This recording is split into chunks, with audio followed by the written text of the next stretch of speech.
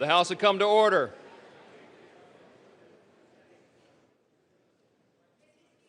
The Vice President and United States Senate.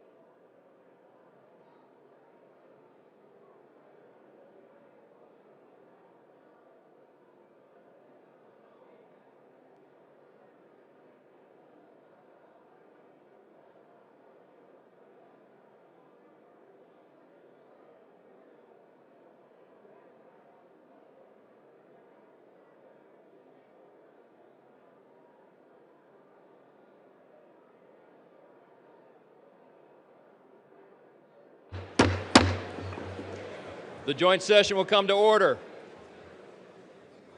The chair appoints as members of the committee on the part of the House to escort the President of the United States into the chamber.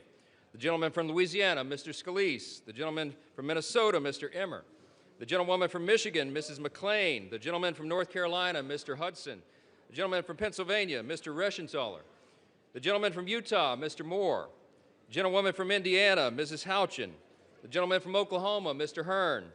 The gentleman from New York, Mr. Jeffries. The gentleman from California, Mr. Aguilar. The gentleman from California, Mr. Liu. The gentlewoman from Washington, Mrs. Delbene. The gentlewoman from Michigan, Mrs. Dingell. The President of the Senate, at the direction of that body, appoints the following senators as members of the committee on the part of the Senate to escort the President of the United States into the House chamber. The Senator from South Dakota, Mr. Thune. The Senator from Wyoming, Mr. Barrasso. The Senator from Arkansas, Mr. Cotton. The Senator from West Virginia, Mrs. Capito. The Senator from Oklahoma, Mr. Langford. The Senator from South Carolina, Mr. Scott. The Senator from New York, Mr. Schumer. The Senator from Illinois, Mr. Durbin. And the Senator from Minnesota, Ms. Klobuchar. The members of the escort committee will exit the chamber through the lobby doors.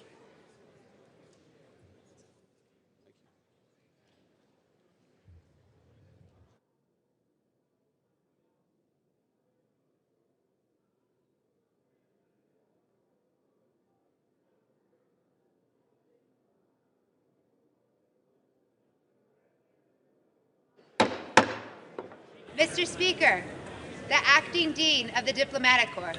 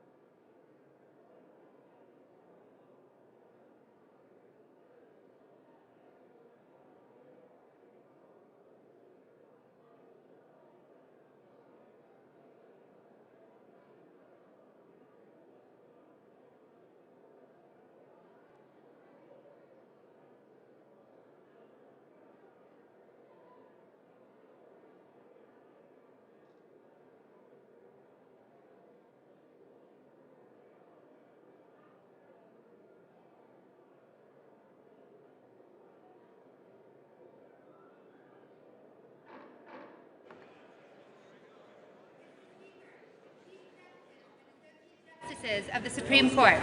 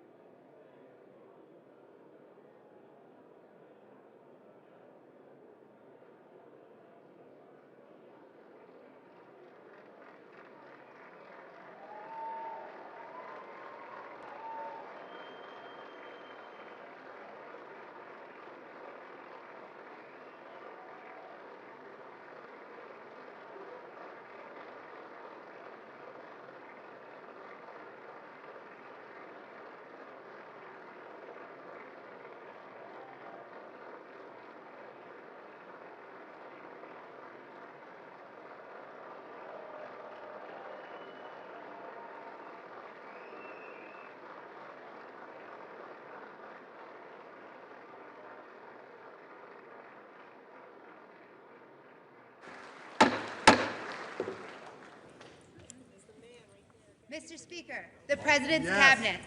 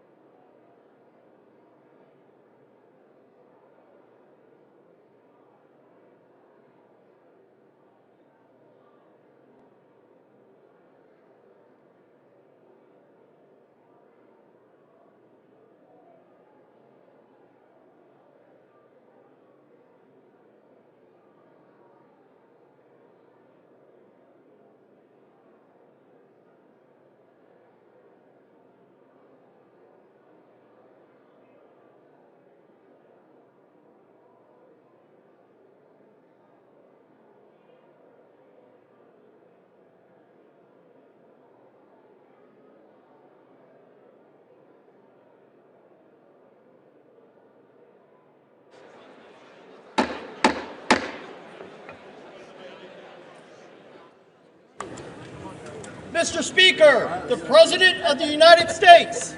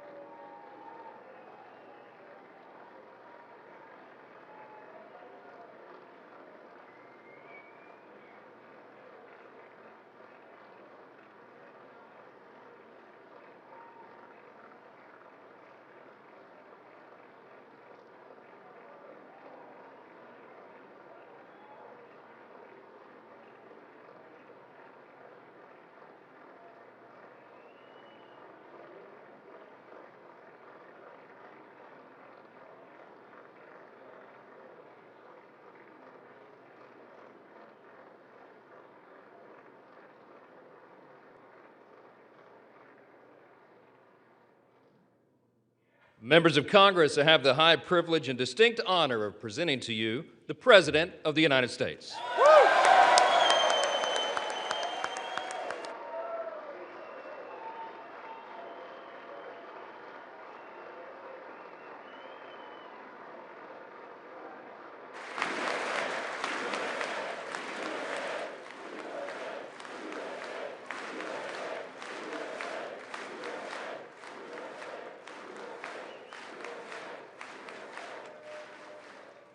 Well, thank you very much, everybody. It's really an honor. Speaker Johnson, Vice President Vance, First Lady of the United States,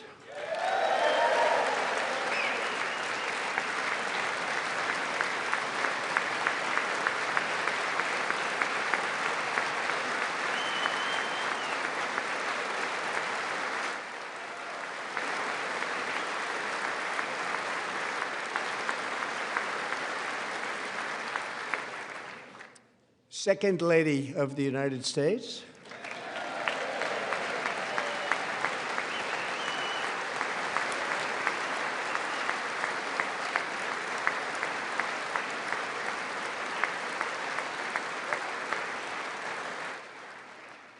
members of Congress, and my fellow Americans. Our nation is back, bigger, better, richer, and stronger than ever before.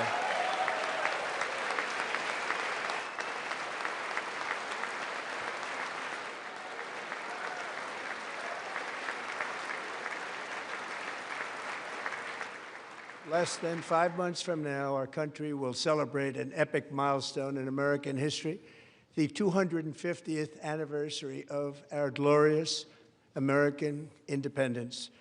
This July 4th, we will mark 2.5 centuries of liberty and triumph, progress and freedom in the most incredible and exceptional nation ever to exist on the face of the earth. And you've seen nothing yet. We're going to do better and better and better. This is the golden age of America.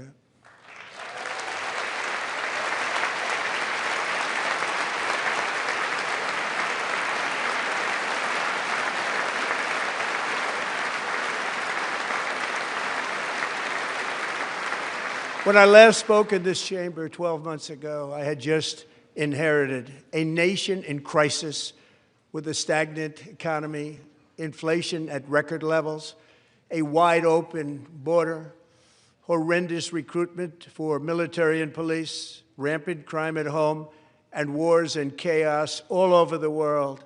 But tonight, after just 1 year, I can say with dignity and pride that we have achieved a transformation like no one has ever seen before, and a turnaround for the ages. It is indeed a turnaround for the ages.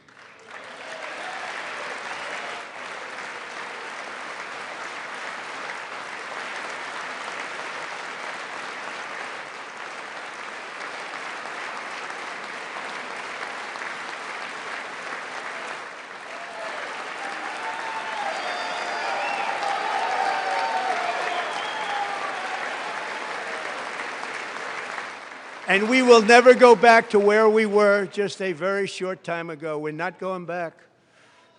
Today, our border is secure.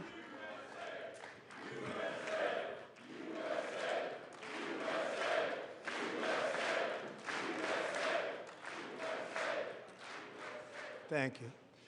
Today, our border is secure. Our spirit is restored. Inflation is plummeting. Incomes are rising fast.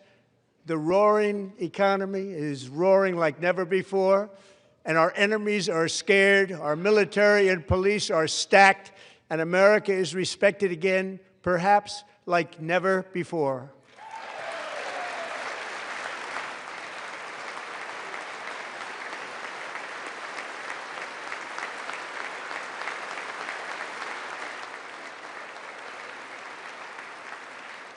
After 4 years in which millions and millions of illegal aliens poured across our borders, totally unvetted and unchecked, we now have the strongest and most secure border in American history by far.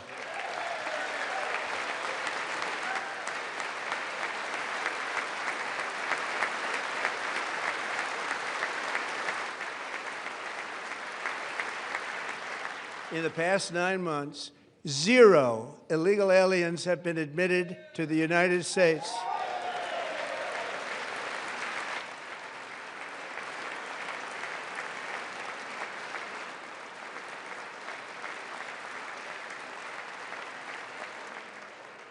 But we will always allow people to come in legally, people that will love our country and will work hard to maintain our country.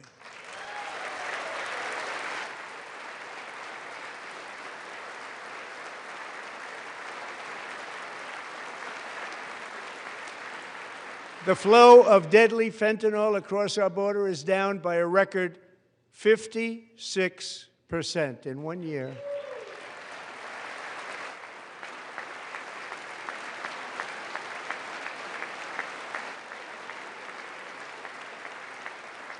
And last year, the murder rate saw its single largest decline in recorded history. This is the biggest decline, think of it, in recorded history, the lowest number in over 125 years, year 1900. In fact, substantially before my wonderful father, I had a wonderful father, Fred, before he was born, substantially before he was born. That's a long time ago. He wouldn't like me to say that, but that's a long time ago. The Biden administration and its allies in Congress gave us the worst inflation in the history of our country. But in 12 months, my administration has driven core inflation down to the lowest level in more than 5 years. And in the last 3 months of 2025, it was down to 1.7%.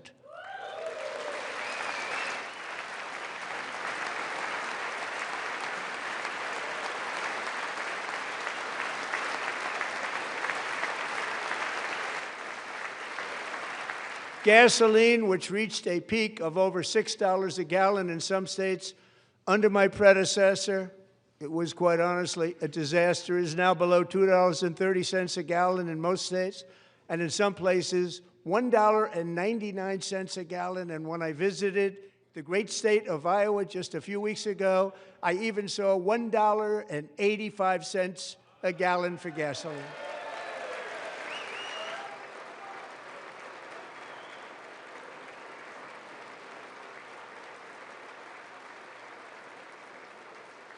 Mortgage rates are the lowest in 4 years and falling fast, and the annual cost of a typical new mortgage is down almost $5,000 just since I took office. 1 year.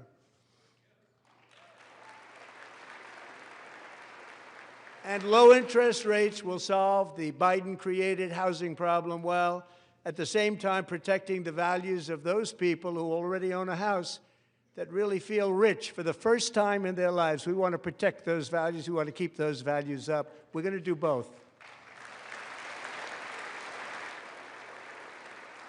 And we are going to keep it that way. The stock market has set 53 all-time record highs since the election. Think of that, 1 year. Boosting pensions, 401ks, and retirement accounts for the millions and millions of Americans. They're all gaining. Everybody's up, way up. In 4 long years, the last administration got less than $1 trillion in new investment in the United States. And when I say less, substantially less. In 12 months, I secured commitments for more than $18 trillion pouring in from all over the globe.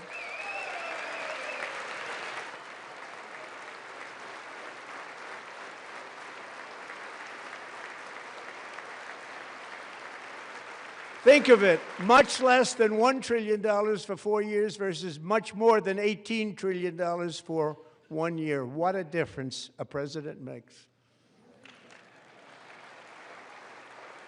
A short time ago, we were a dead country. Now we are the hottest country anywhere in the world, the hottest.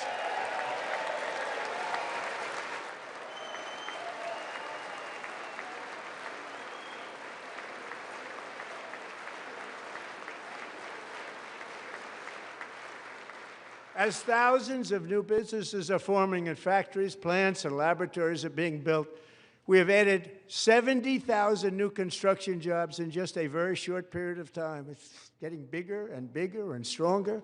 Nobody can believe what they're watching. American oil production is up by more than 600,000 barrels a day, and we just received from our new friend and partner, Venezuela, more than 80 million barrels of oil.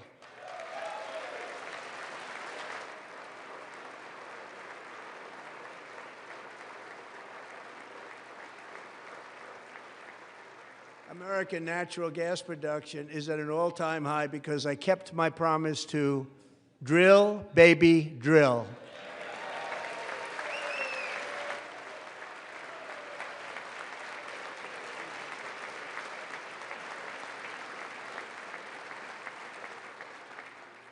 More Americans are working today than at any time in the history of our country. Think about that. Any time in the history of our country, more working today. And 100% of all jobs created under my administration have been in the private sector.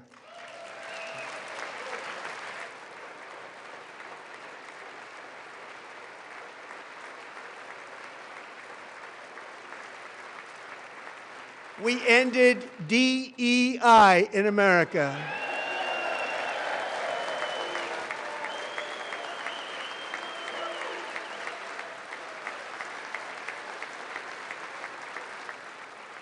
We cut a record number of job-killing regulations, and in 1 year we have lifted 2.4 million Americans, a record, off of food stamps.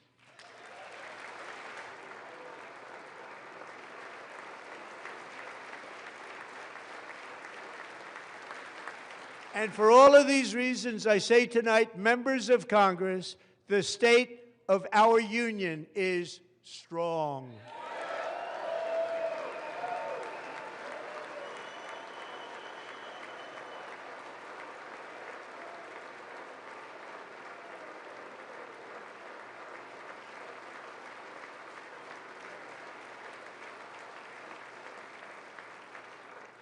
Our country is winning again. In fact, we're winning so much that we really don't know what to do about it. People are asking me, please, please, please, Mr. President, we're winning too much. We can't take it anymore. We're not used to winning in our country. Until you came along, we're just always losing, but now we're winning too much.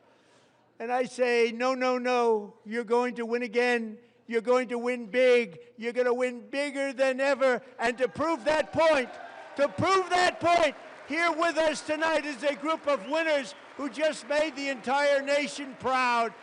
The men's gold medal Olympic hockey team. Come on in.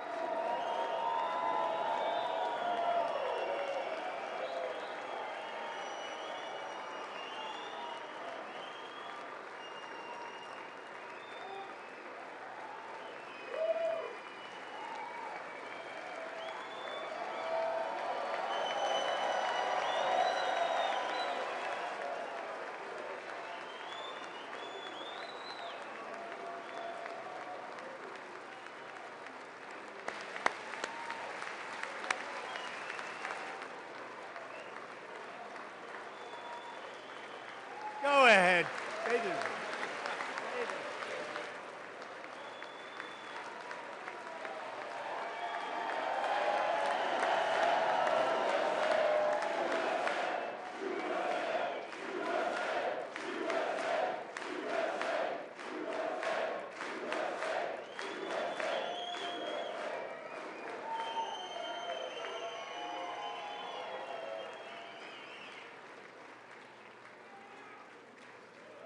That's the first time I've ever seen them get up. And actually, not all of them did get up. But they beat a fantastic Canadian team in overtime, as everybody saw, as did the American women who will soon be coming to the White House.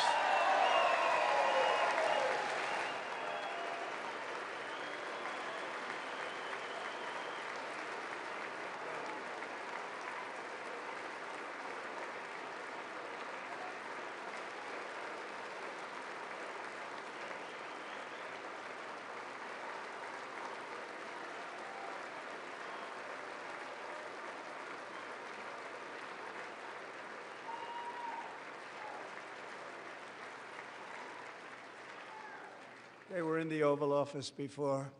And I just want to say a second very big congratulations to Team USA. But I have to say that, and I told them this, and we took a vote of the team. I said, anybody votes no, I'm not doing it.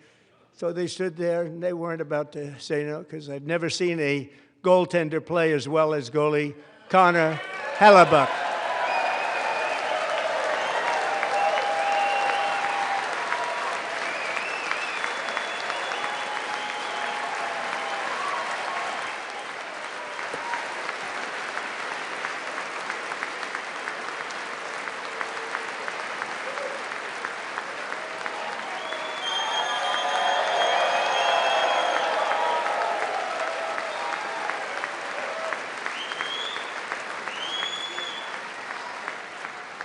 Think of it, 46 shots on goal, and I asked him, the one shot, the one where you put your stick in the back and it hit the neck of your stick and bounced off, do you practice that, or was that a little lucky? He refused to answer that question. But I just want to tell you that the members of this great hockey squad will be very happy to hear, based on their vote and my vote, and in this case my vote was more important, that I will soon be presenting Connor with our highest civilian honor, which we will be given and which has been given to many athletes over the years. But when I say many, not too many, like 12, it's called the highest civilian honor in our country, the Presidential Medal of Freedom.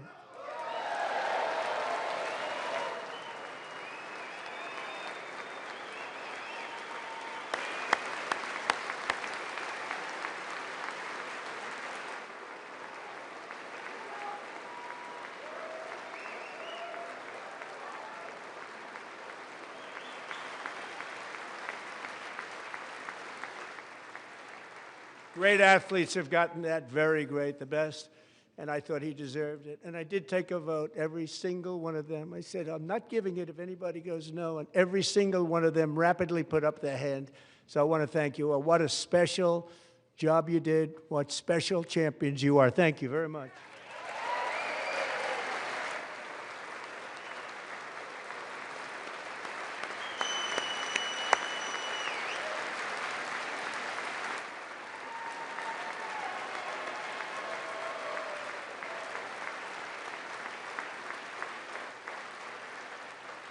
I'm also pleased to say that the next time the Olympic torch is lit, it will be here in America for the 2028 Olympics, and it's the summer version right in Los Angeles. We're going to do a good job in Los Angeles.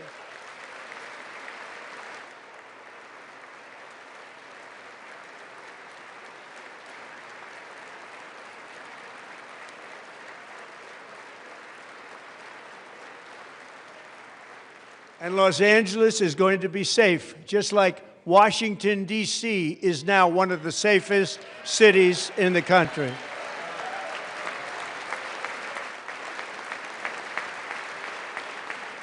And this year, and I must say I got them both. I got them in my first term, and I was disappointed because I didn't think I'd be the president when this happened. But strange things took place. And now I've got them because I got the Olympics and I got the 2026 FIFA World Cup, and I wanted to claim the 250th, but I didn't get away with that one. I couldn't claim that one for myself.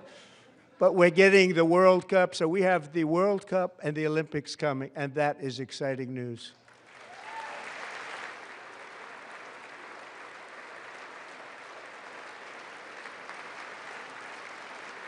So this will be a year to celebrate our country and the heroes who have kept it free. Men like Buddy Taggart. At age 17, Buddy volunteered to defend America in World War II, serving in the Pacific under the great General Douglas MacArthur. He fought bravely in the famous Battle of Manila, worked so hard. He was badly wounded and almost killed by enemy machine guns in Luzon. And 81 years ago this month, he liberated the largest internment camp in the Philippines, one of the largest anywhere in the world. Buddy earned many honors, including a Purple Heart and a Bronze Star, came home, started a family, and tonight he is in the gallery looking forward to July 4th, 2026, his 100th birthday.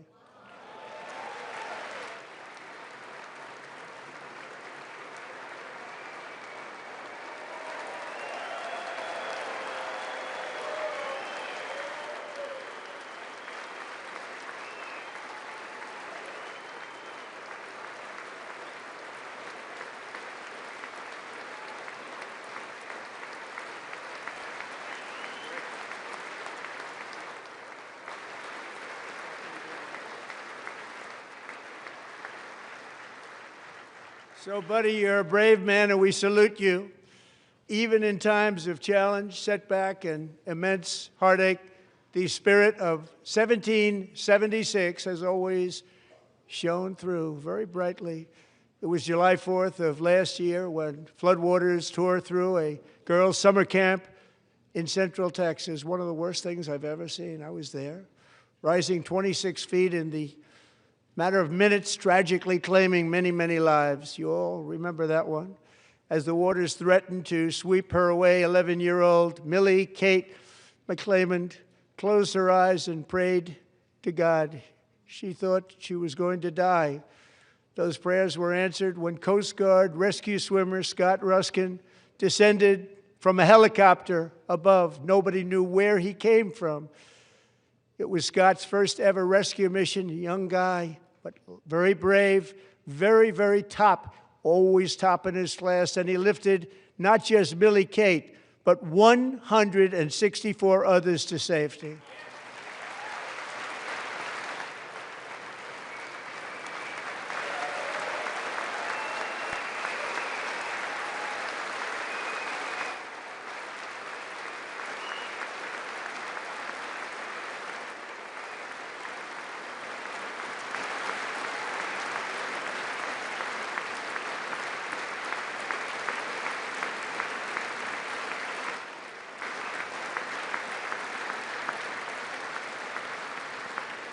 People watched Scott from a distance, and they couldn't believe what they were seeing. The winds were blowing, the rain was pouring, everything was going, and that rapid water, nobody's ever seen anything like it. They said, wow, that's something.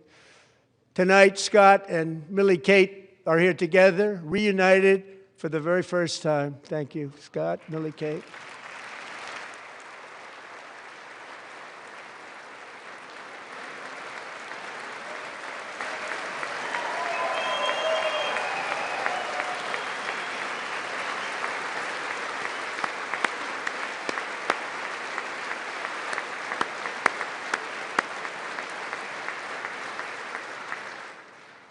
And Petty Officer Ruskin, I'm pleased to inform you that I am now awarding you the Legion of Merit for extraordinary heroism, which is what it was, extraordinary heroism. Thank you.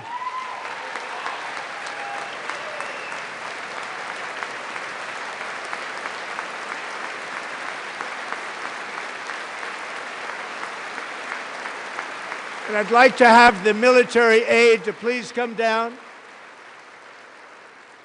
and take care of the service. Military aide, thank you very much. Take care of that very important service. Thank you very much. From 1776 to today, every generation of Americans has stepped forward to defend life, liberty, and the pursuit of happiness. And they're really doing it for the next generation. But now it's our turn. Together we're building a nation where every child has the chance to reach higher and go further, where government answers to the people, not the powerful, and where the interests of hardworking American citizens are always our first and ultimate concern.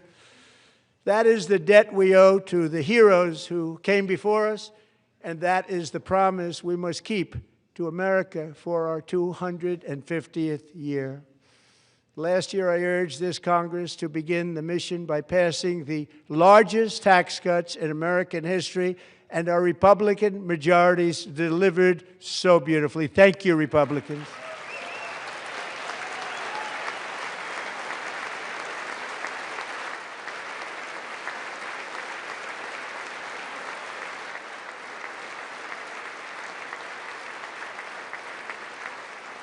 All Democrats, every single one of them, voted against these really important and very necessary massive tax cuts.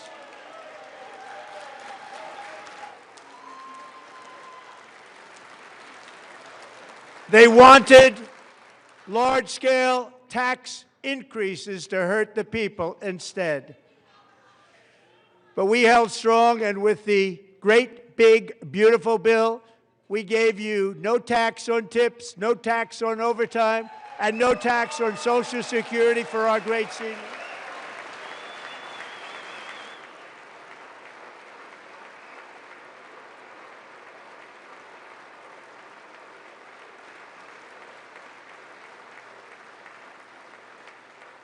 And we also made interest on auto loans tax deductible the first time, but only if the car is made in America.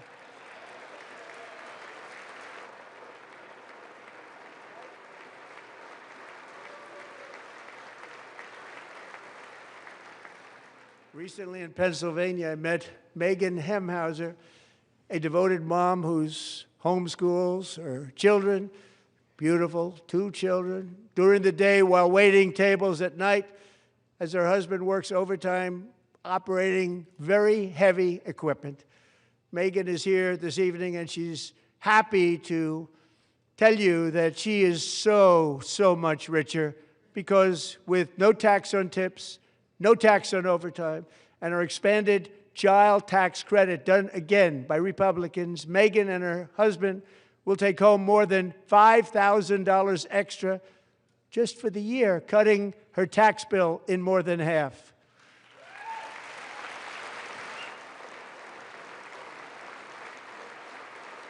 Megan, please stand up. We're fighting for you, Megan. Thank you, Megan. Thank you, Megan. We're fighting for you, Megan. Under our bill, parents like Megan can also activate their children's brand new Trump accounts. And I didn't name it. I did not name it. I did not name that.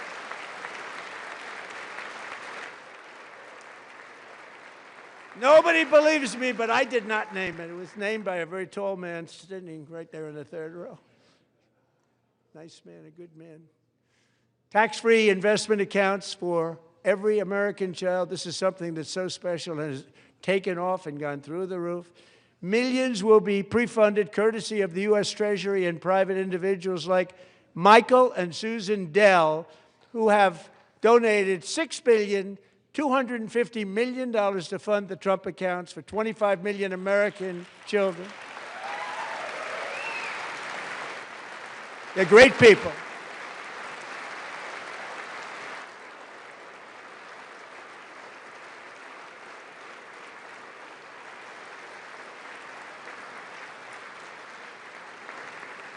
You know, I asked Michael Dell, how do you make all that money? He said, well, I just sat on my dorm in school, and I made computers, and I'd sell them to people, and I just kept selling and selling and selling, and pretty amazing story. That's called the American dream. He sold a lot of computers, a lot of those laptops, so I congratulate him on that, but I really thank him and Susan, as well as others like Brad Gerstner, a very tremendous guy. He was behind it right from the beginning. Brad Gerstner. Thank you, Brad.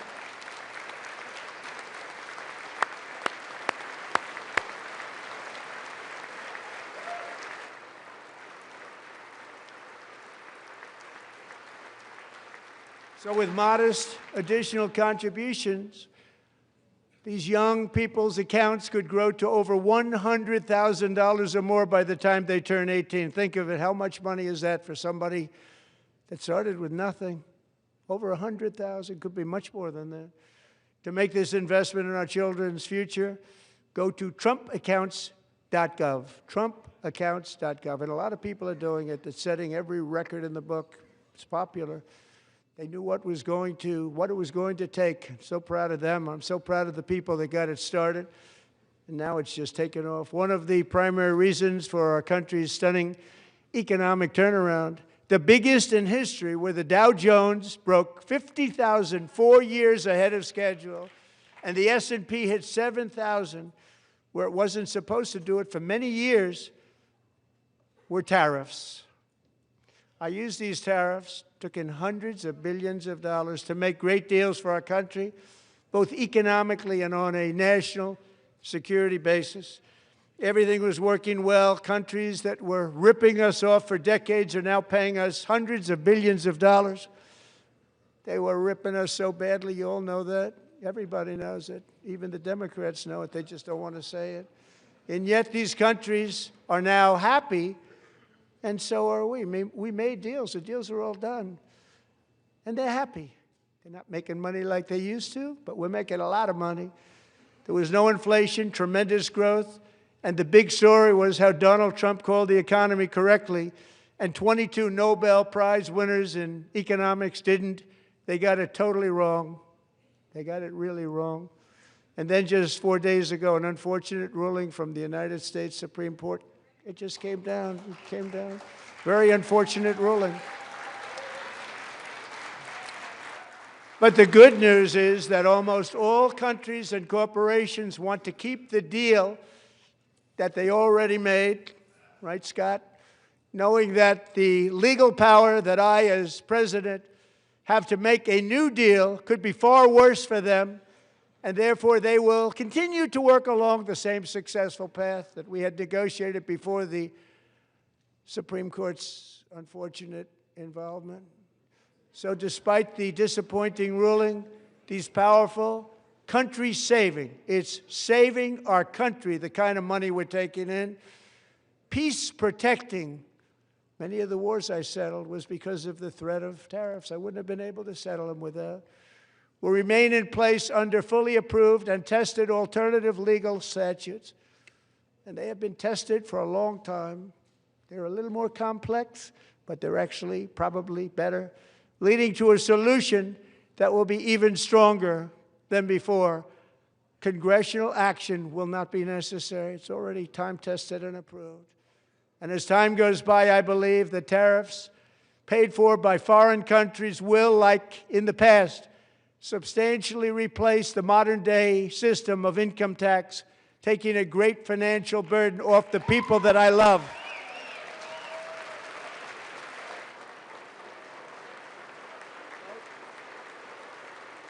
Right?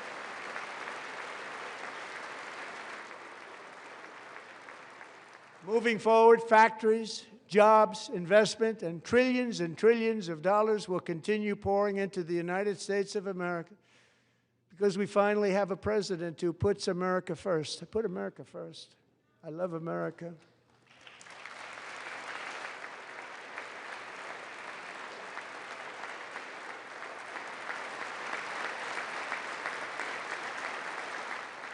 For decades before I came along, we had the exact opposite. From trade to health care, from energy to immigration, everything was stolen and rigged in order to drain the wealth out of the productive, hardworking people who make our country great, who make our country run.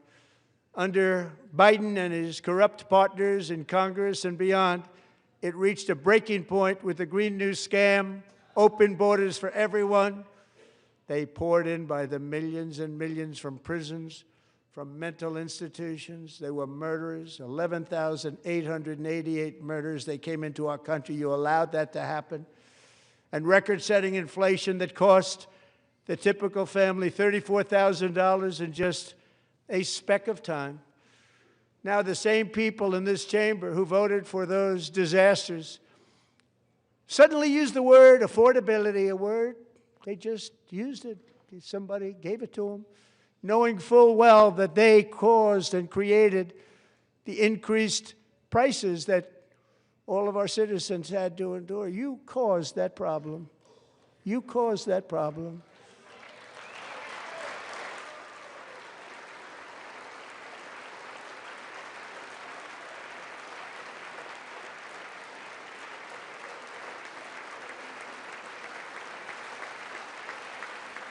They knew their statements were a lie. They knew it. They knew their statements were a dirty, rotten lie. Their policies created the high prices Our policies are rapidly ending them. We are doing really well. Those prices are plummeting downward.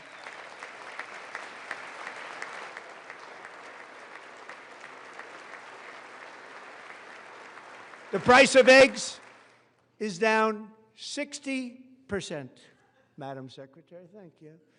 The cost of chicken, butter, fruit, hotels, automobiles, rent is lower today than when I took office by a lot. And even beef, which was very high, is starting to come down significantly. Just hold on a little while. We're getting it down. And soon you will see numbers that few people would think were possible to achieve just a short time ago. Nobody can believe when they see the kind of numbers, and especially energy, when they see energy going down to numbers like that, they cannot believe it. It's like another big tax cut. I'm also confronting one of the biggest ripoffs of our times, the crushing cost of health care caused by you. Since the passage of the Unaffordable Care Act, sometimes referred to as Obamacare, big insurance companies have gotten rich. It was meant for the insurance companies, not for the people. With our government giving them hundreds and hundreds of billions of dollars a year as their stock prices soared 1,000, 1,200, 1,400, and even 1,700%, like nothing else. That's why I introduced the great health care plan.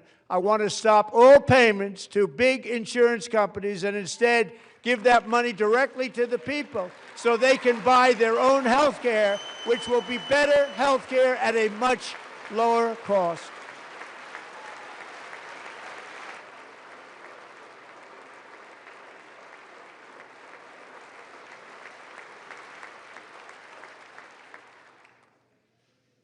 In addition, my plan requires maximum price transparency. That's a big deal. Sounds so simple, so big.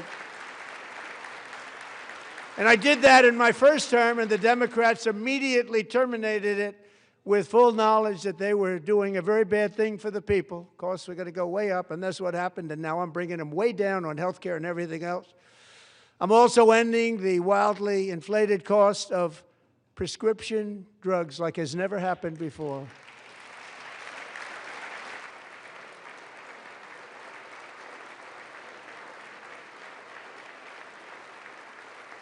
Other presidents tried to do it, but they never could. They tried. Most didn't try, actually. But they tried. They said they tried. They couldn't do it. They didn't even come close. They were all talk and no action, but I got it done. Under my just enacted Most Favored Nation agreements, Americans who have for decades paid by far the highest prices of any nation anywhere in the world for prescription drugs will now pay the lowest price anywhere in the world for drugs. Anywhere, the lowest price.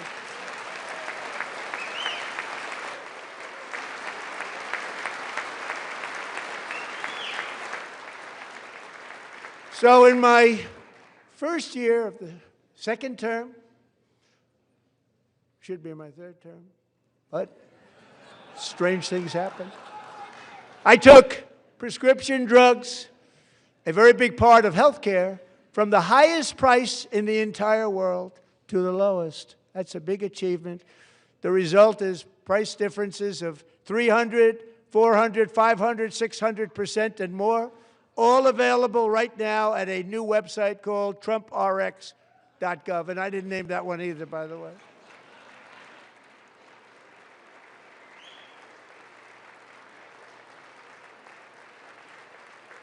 And here tonight is the very first customer ever to get that big discount, and it is big, Catherine Rayner.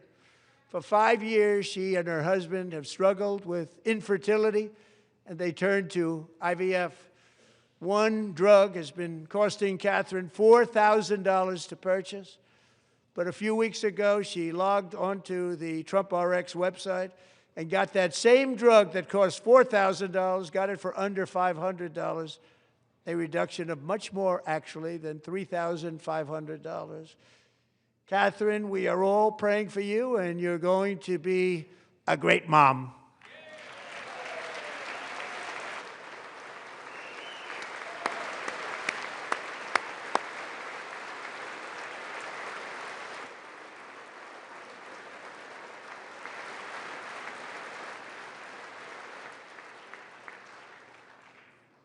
So now I'm calling on Congress to codify my most favored nation program into law. Now, the one thing, I'm not sure it matters because it's going to be very hard for somebody that comes along after me to say, let's raise drug prices by 700 or 800%.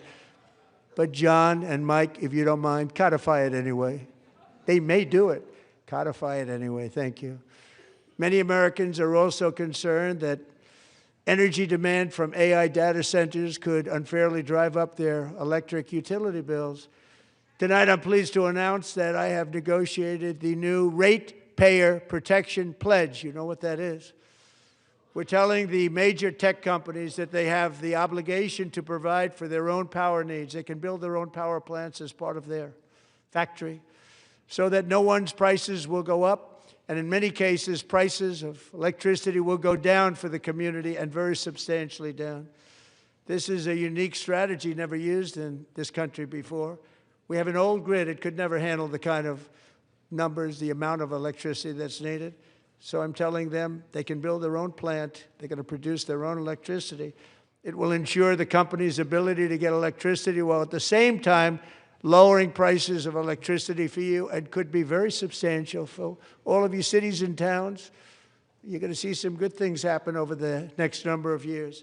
Another pillar of the American dream that has been under attack is home ownership. With us tonight is Rachel Wiggins, a mom of two from Houston. She placed bids on 20 homes and lost all of those bids to gigantic investment firms that bypassed inspection, paid all cash, and turned those houses into rentals, stealing away her American dream. She was devastated. Stories like this are why last month I signed executive order to ban large Wall Street investment firms from buying up in the thousands single-family homes.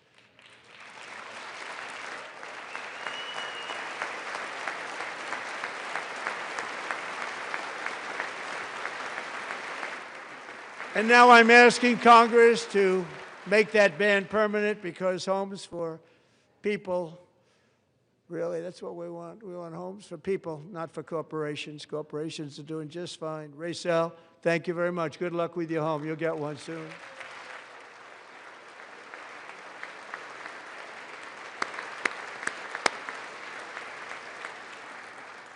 We're also working to make it easier for Americans to save for retirement.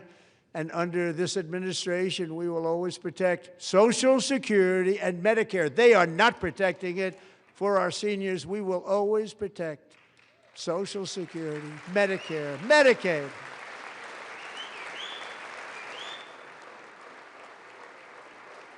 Since I took office, the typical 401k balance is up by at least $30,000.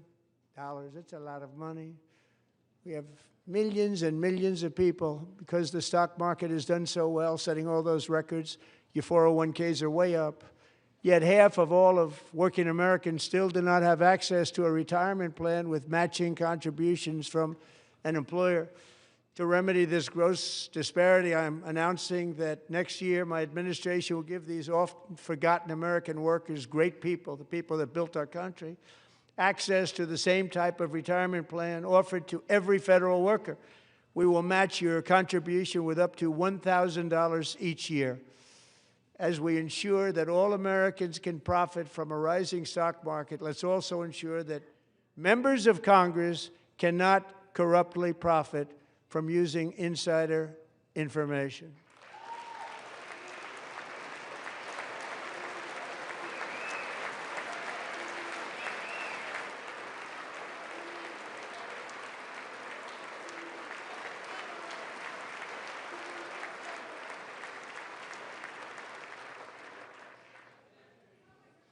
They stood up for that. I can't believe it. I can't believe it. Did Nancy Pelosi stand up if she was here? Doubt it. Pass the Stop Insider Trading Act without delay.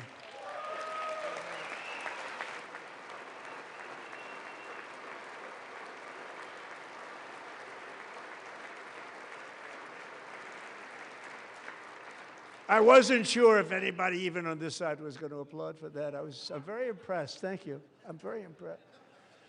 But when it comes to the corruption that is plundering, it's plundering America.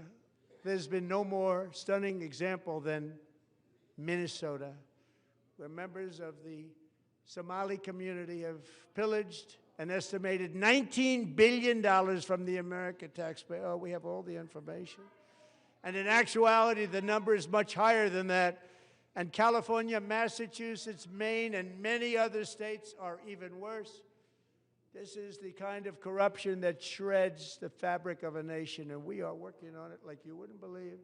So tonight, although started 4 months ago, I am officially announcing the war on fraud to be led by our great Vice President, J.D. Vance.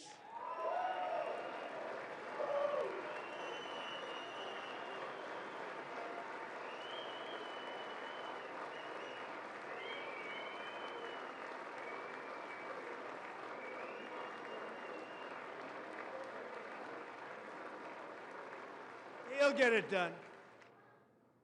If we're able to find enough of that fraud, we will actually have a balanced budget overnight. It'll go very quickly. That's the kind of money you're talking about. We'll balance our budget.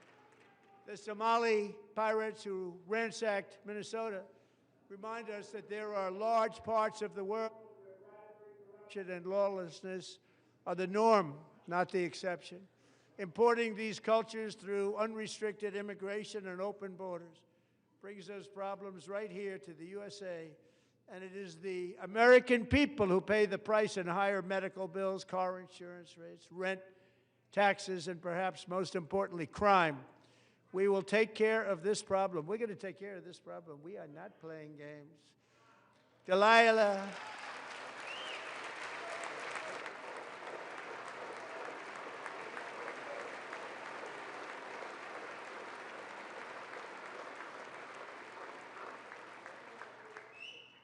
Delilah Coleman was only 5 years old in June 2024 when an 18-wheel tractor trailer plowed into her stopped car traveling at 60 miles an hour or more. The driver was an illegal alien let in by Joe Biden and given a commercial driver's license by open borders politicians in California. Doctors said Delilah would never be able to walk or talk, have a good life. She wouldn't even be able to eat again. But against all odds, she is now in the first grade learning to walk.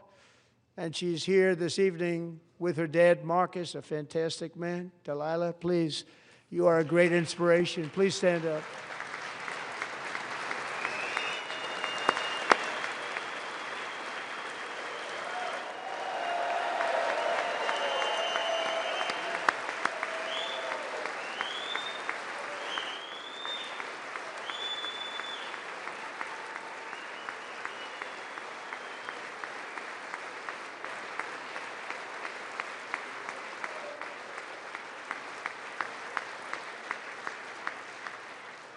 Thank you, Delilah. Many, if not most, illegal aliens do not speak English and cannot read even the most basic road signs as to direction, speed, danger, or location. That's why tonight I'm calling on Congress to pass what we will call the Delilah Law, barring any state from granting commercial driver's licenses to illegal aliens.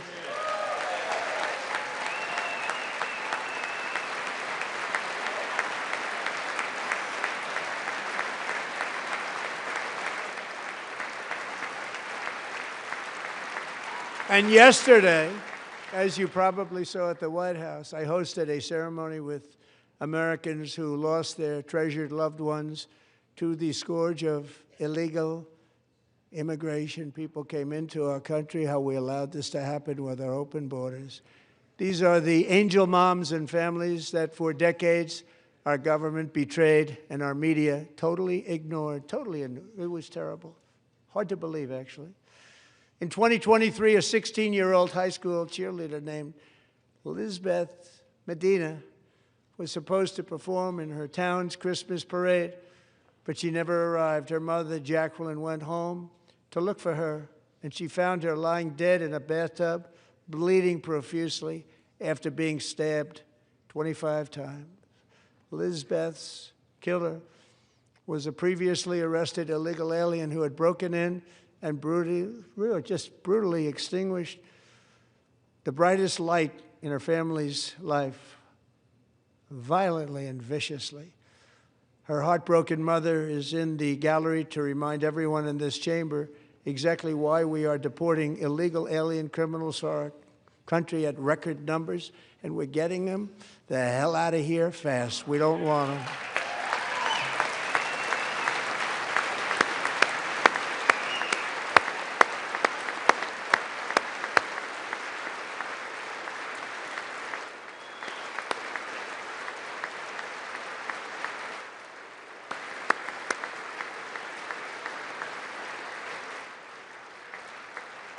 Thank you very much, Jacqueline. Thank you. We can never forget that many in this room not only allowed the border invasion to happen before I got involved, but indeed they would do it all over again if they ever had the chance. If they ever got elected, they would open up those borders to some of the worst criminals anywhere in the world. The only thing standing between Americans and a wide open border right now is President Donald J. Trump and our great Republican patriots in Congress. Thank you. Thank you.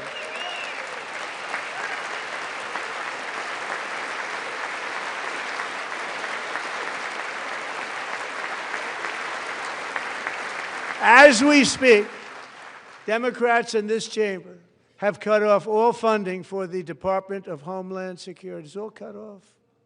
It's all cut off. They have instituted another Democrat shutdown, the first one costing us 2 points on GDP. 2 points we lost on GDP, which probably made them quite happy, actually. Now they have closed the agency responsible for protecting Americans from terrorists and murderers. Tonight I'm demanding the full and immediate restoration of all funding for the border security, Homeland Security of the United States, and also for helping people clean up their snow. We have no money because of the Democrats, and it would be nice. We'd love to give you a hand at cleaning it up, but you gave no money. Nobody's getting paid. It's a shame. So you have to think about it. We have, in case you didn't know, a pretty large snowstorm out there. One of the great things about the State of the Union is how it gives Americans the chance to see clearly what their representatives really believe. So tonight I'm inviting every legislator to join with my administration in reaffirming a fundamental principle. If you agree with this statement, then stand up and show your support. The first duty of the American government is to protect American citizens, not illegal aliens.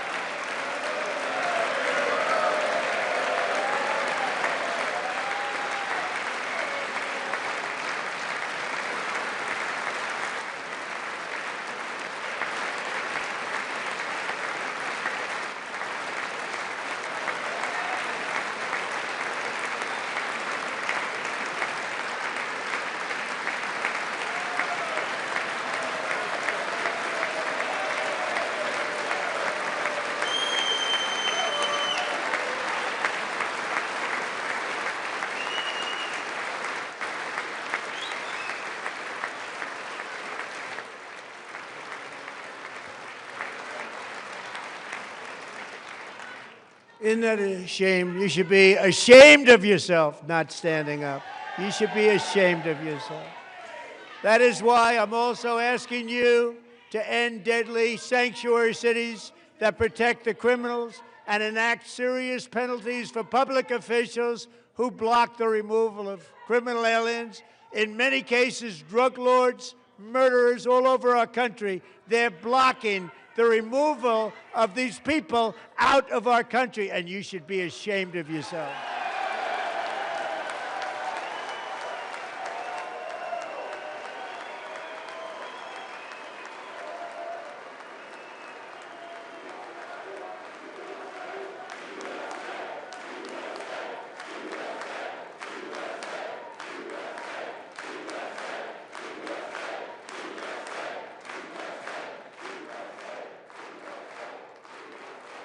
And perhaps most importantly, I'm asking you to approve the Save America Act.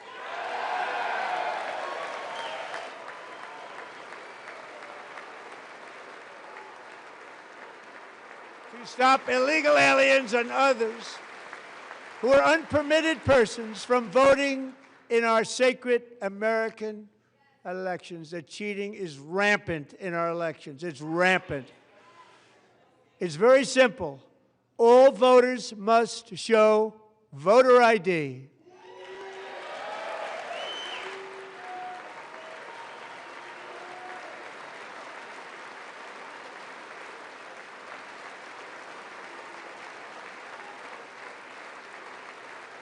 All voters must show proof of citizenship in order to vote.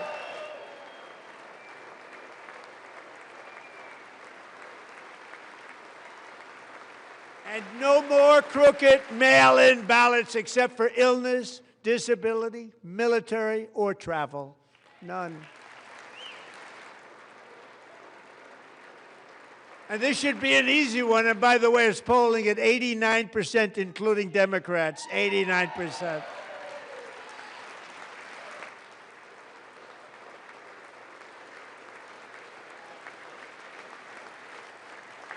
And even the new communist mayor of New York City, I think he's a nice guy, actually. Speak to him a lot. Bad policy, but nice guy. Just said they want people to shovel snow. They got hit hard. Wants them to shovel snow, but if you apply for that job, you need to show 2 original forms of ID and a Social Security card. Yet they don't want identification for the greatest privilege of them all, voting in America. No, it's no good. No good. Both Republicans and Democrats overwhelmingly agree on the policy that we just enunciated. And Congress should unite and enact this common sense, country-saving legislation right now, and it should be before anything else happens.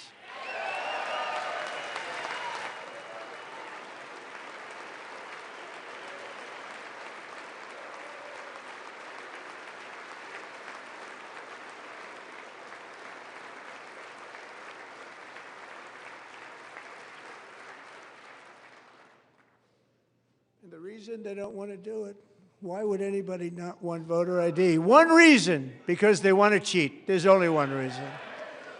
They make up all excuses. They say it's racist. They come up with things you almost say, what imagination they have. They want to cheat. They have cheated. And their policy is so bad that the only way they can get elected is to cheat. And we're going to stop it. We have to stop it, John.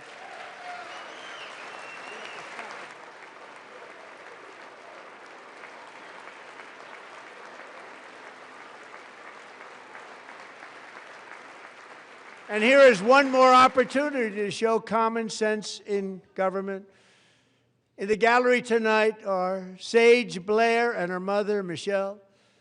In 2021, Sage was 14 when school officials in Virginia sought to socially transition her to a new gender, treating her as a boy and hiding it from her parents. Hard to believe, isn't it? Before long, a confused Sage ran away from home after she was found in a horrific situation in Maryland. A left-wing judge refused to return Sage to her parents because they did not immediately state that their daughter was their son. Sage was thrown into an all-boys state home and suffered terribly for a long time. But today, all of that is behind them because Sage is a proud and wonderful young woman with a full-ride scholarship to Liberty University. Sage and Michelle, please stand up.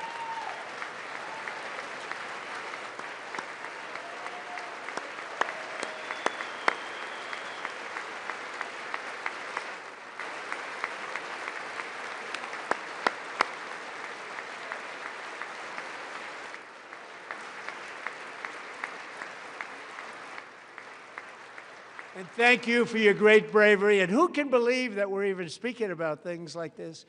15 years ago, if somebody was up here and said that, they'd say, what's wrong with him? But now we have to say it because it's going on all over numerous states without even telling the parents. But surely we can all agree no state can be allowed to rip children from their parents' arms and transition them to a new gender against the parents' will. Who would believe that we're even talking about this? We must ban it, and we must ban it immediately.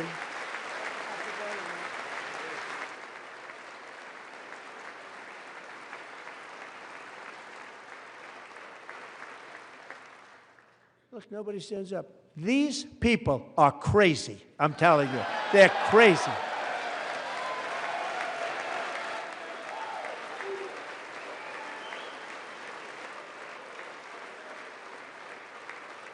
Amazing, incredible. Boy, oh boy. We're lucky we have a country. With people like this, Democrats are destroying our country, but we've stopped it just in the nick of time, didn't we? Huh?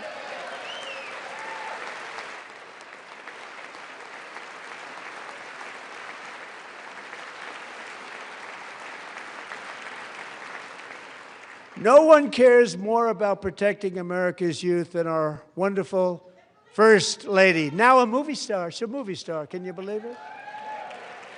Who would have believed that? Over the past year, she has had an incredible impact championing AI legislation, advancing a landmark executive order on foster care, and helping secure $30 million to launch the Melania Trump Foster Youth to Independence Initiative. It's a tremendous, really a tremendous thing that happened and had a lot of bipartisan support. She gets much better bipartisan support than I do. I get none. She gets a lot. Someday you're going to have to tell me how you did that.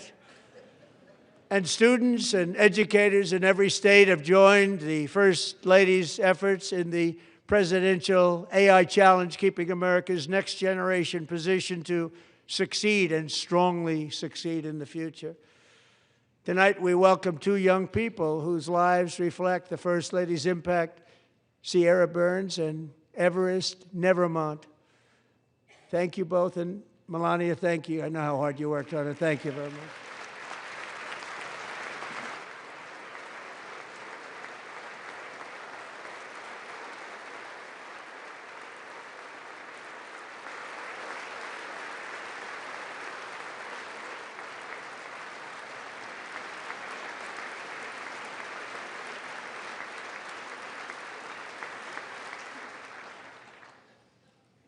I'm very proud to say that during my time in office, both the first 4 years and in particular this last year, there has been a tremendous renewal in religion, faith, Christianity, and belief in God.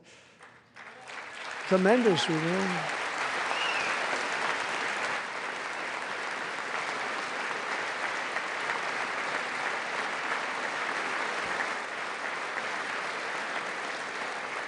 This is especially true among young people, and a big part of that had to do with my great friend, Charlie Kirk, a great guy, great man.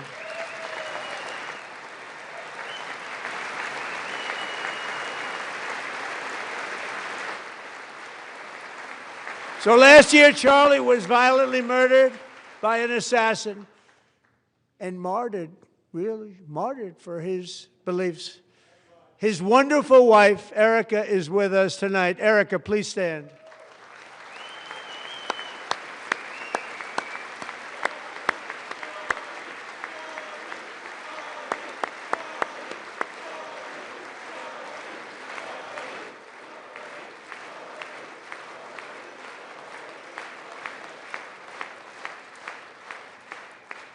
Thank you, Erica. Been through a lot. In Charlie's memory, we must all come together to reaffirm that America is one nation under God, and we must totally reject political violence of any kind.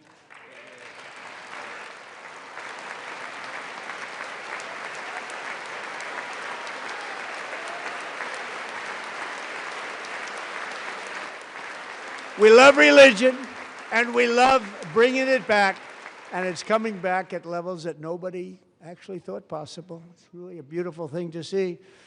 Above all, unleashing America's promise requires keeping our communities safe. We have made incredible strides, yet dangerous repeat offenders continue to be released by pro-crime Democrat politicians again and again. We are honored to be joined tonight by a woman who's been through hell, Anya Zarutska. In 2022, she and her beautiful daughter, so beautiful, what a beautiful young woman, Irina, fled war-torn Ukraine to live with relatives near Charlotte, North Carolina. And by the way, what's going on with Charlotte? Last summer, 23-year-old Irina was riding home on the train when a deranged monster who had been arrested over a dozen times and was released through no cash bail, stood up and viciously slashed a knife through her neck and body. No one will ever forget. There were people on that train. No one will ever forget the expression of terror on Irina's face as she looked up at her attacker in the last seconds of her life. She died instantly. She had escaped a brutal war only to be slain by a hardened criminal set free to kill in America, came in through open borders. Mrs. Zarutska, tonight I promise you we will ensure justice for your magnificent daughter, Irina.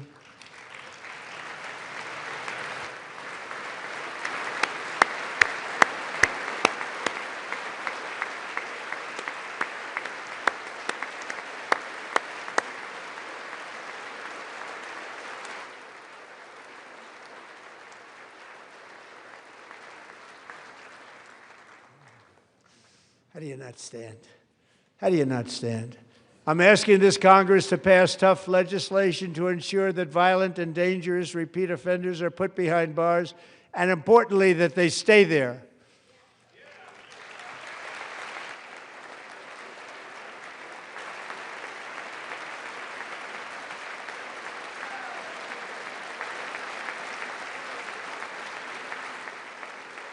Starting last summer, I deployed our National Guard and federal law enforcement to restore law and order to our most dangerous cities, including Memphis, Tennessee, big success, New Orleans, Louisiana, big success, and our nation's capital itself, Washington, D.C., where we have almost no crime anymore in Washington, D.C. How did that happen?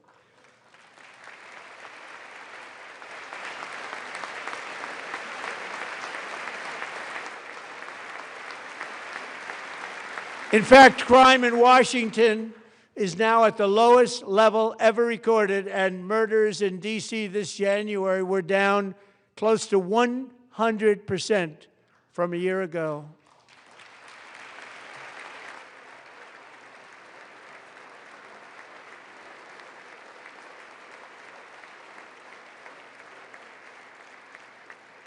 They don't like to hear that. One of the brave service members who helped achieve this stunning turnaround was 20-year-old West Virginia Army National Guard Specialist Sarah Beckstrom. After a 4-month deployment, she voluntarily extended her service, and her rank was going to be lifted. She was doing so well. They were so proud of her. But the very next day, she was on patrol near the White House when she was ambushed and shot in the head by a terrorist monster from Afghanistan. Shouldn't have been in our country. And all because she wore the uniform of our nation. She was shot. He traveled here because he didn't like people wearing our uniform. He was sick and deranged. Shouldn't have been in our country. Sarah Beckstrom died in order to defend our capital, and we are honored to be joined by her wonderful parents, Gary and Evalie. Your daughter was a true American patriot, and she will be greatly missed. She was a great person. I saw reports on her. They've never seen anything like it.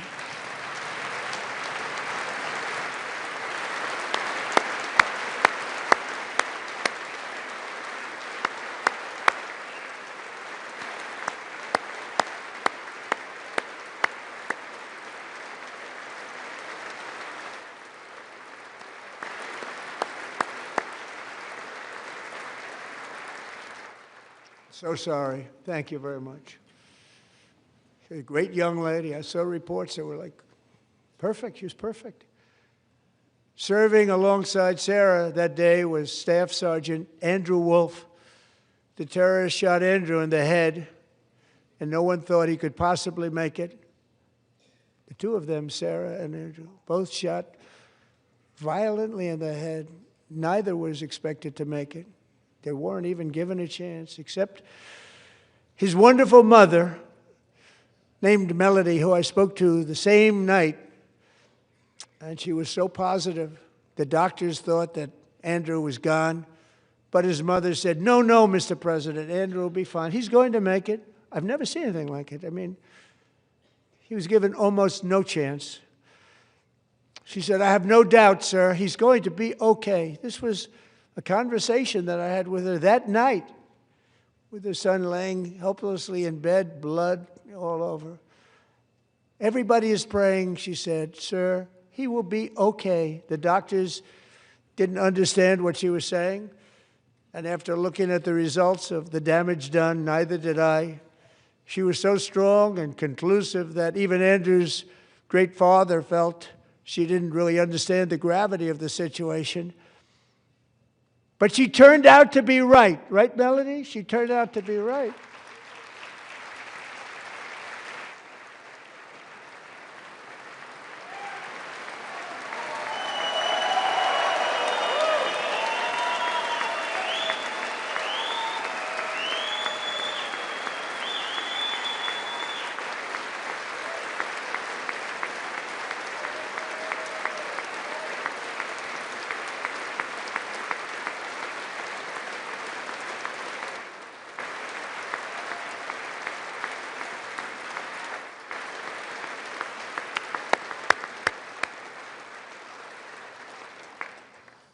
Amazing, actually. I said, where does this woman come from? She's the most positive person I've ever met. With God's help, Andrew has battled back from the edge of death, and we're talking about the edge of death, on his way to a miraculous recovery. He's got a little work to do, but he's doing great. Nice to see you. He's a good-looking guy. Nice to see you. Thanks, Andrew. Thank you very much.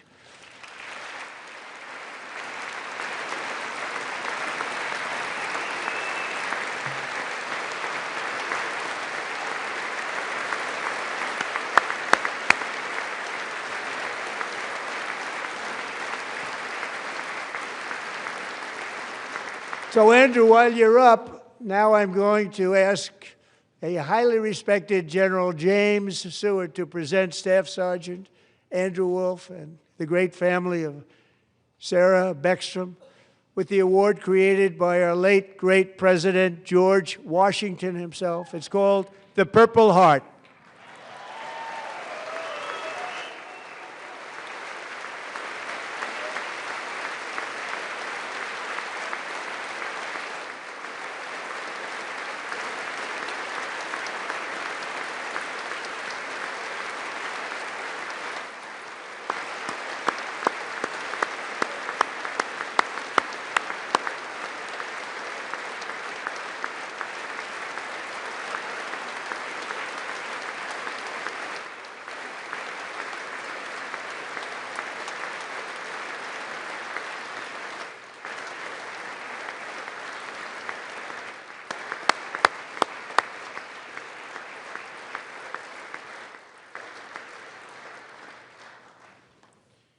We love you all.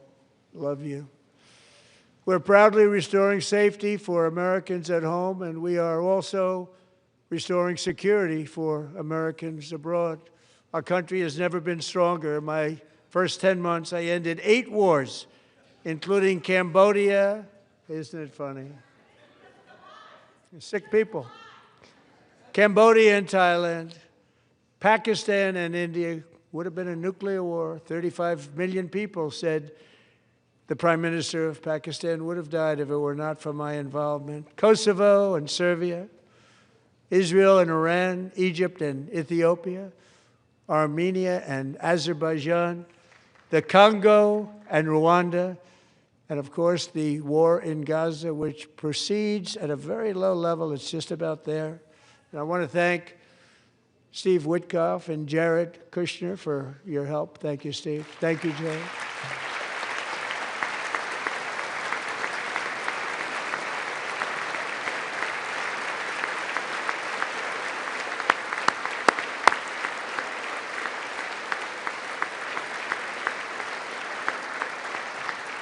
And I also want to thank the man they report to, Secretary of State Marco Rubio. Thank you, Marco.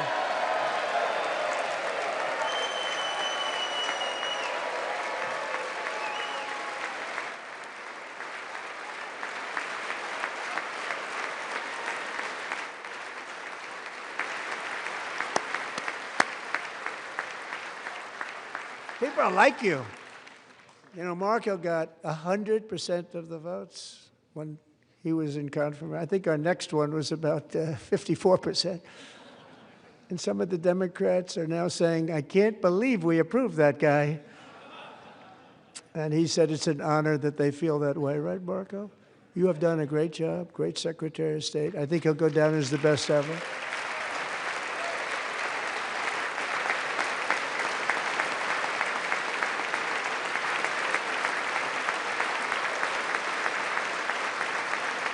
Under the ceasefire I negotiated, every single hostage, both living and dead, has been returned home. Can you believe that?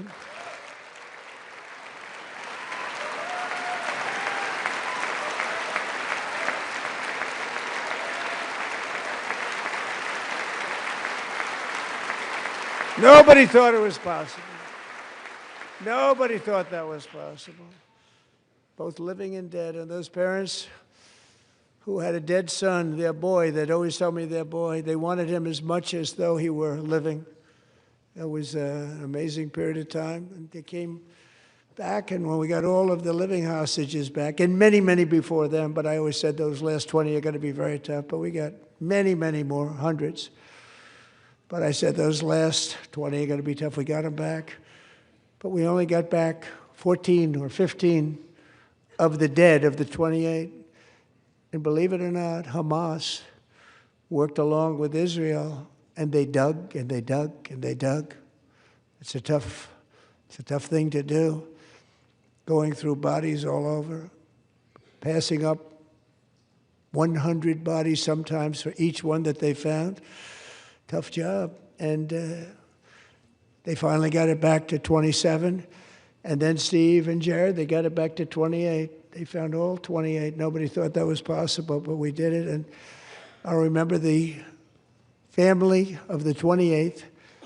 They were so grieved, but they were so happy as it's possible to be. They had their boy back. The mother said, "Sir, we have our boy back." What a period of time that was, but we got them all back. So thank you both very much. Great job.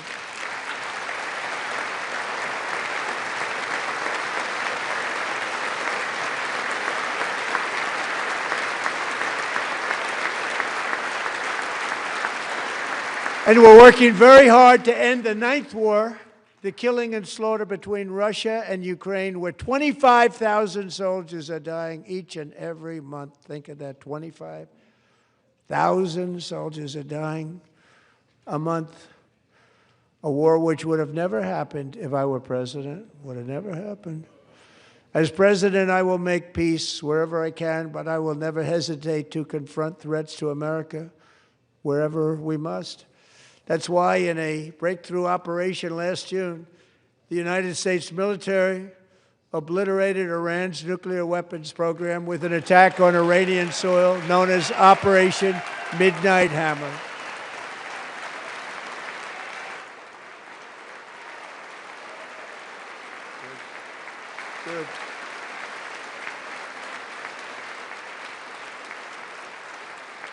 For decades, it had been the policy of the United States never to allow Iran to obtain a nuclear weapon. Many decades.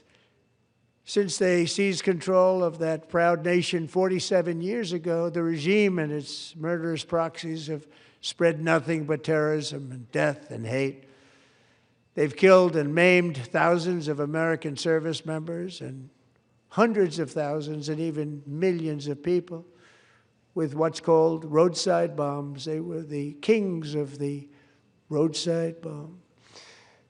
And we took out Soleimani. I did that during my first term. Had a huge impact. He was the father of the roadside bomb.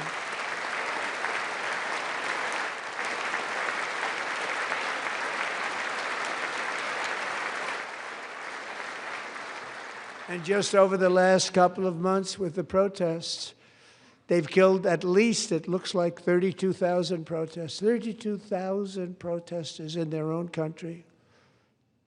They shot them and hung them. We stopped them from hanging a lot of them with the threat of serious violence. But this is some terrible people. They've already developed missiles that can threaten Europe and our bases overseas, and they're working to build missiles that will soon reach the United States of America.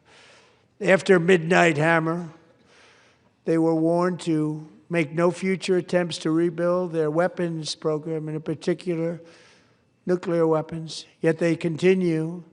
They're starting it all over. We wiped it out, and they want to start all over again, and are at this moment again pursuing their sinister ambitions. We are in negotiations with them. They want to make a deal, but we haven't heard those secret words. We will never have a nuclear weapon. My preference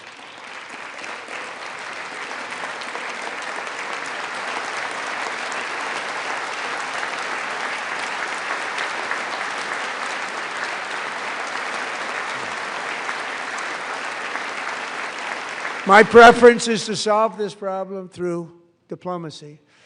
But one thing is certain, I will never allow the world's #1 sponsor of terror, which they are by far, to have a nuclear weapon. Can't let that happen.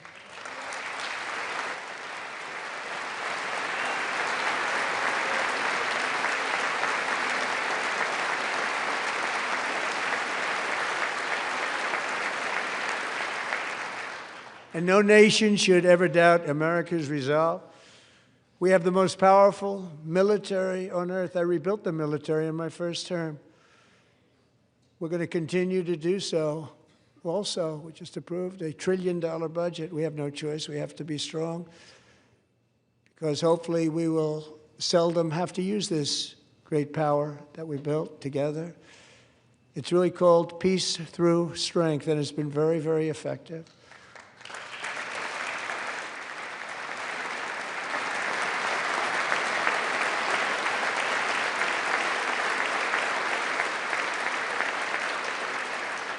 So thanks to Republicans in Congress, we're investing that record number of dollars, have no choice, in the United States Armed Forces. Also creating a lot of jobs, but we're not even doing it for that reason. Because as I said, we have more jobs, more people working today than ever before in the history of our country. And NATO countries are friends and allies. They are. They're our friends and they're our allies. Have just agreed, at my very strong request, to pay 5% of GDP for military defense rather than the 2%, which they weren't paying. We were paying for almost all of NATO. Now they're paying 5 as opposed to not paying 2.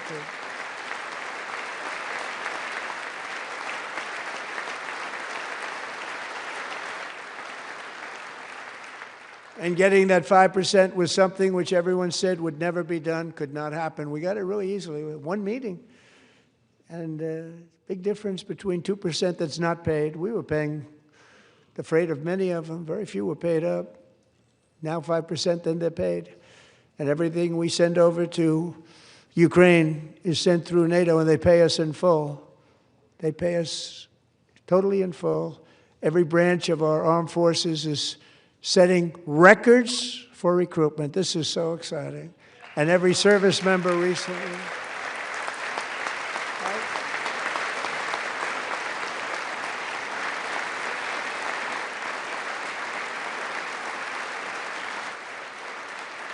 And every service member recently received a warrior dividend of $1,776.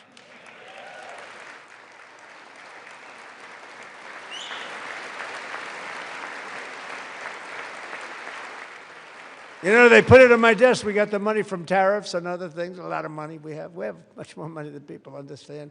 Have to rebuild that program a little bit, but it won't take long. But we got the money, and it was $1,775, and they wanted my approval. And I said, what's the number? $1,775. I said, wait a minute. For one more dollar, we can have $1,776. It's going to I said, we're going to figure that. I never asked anybody if we could afford it. One more dollar, I said $1,776. And I said, that's good. And I'll tell you what, our military, that was 4 months ago, our military, I never see a person in the military that doesn't thank me for it, so we're honored to do it. They deserve it. And we call it 1776. It was great. And we love our military. We love our law enforcement. We love our firemen. You know, the firemen don't get mentioned enough. We love our firemen. We're also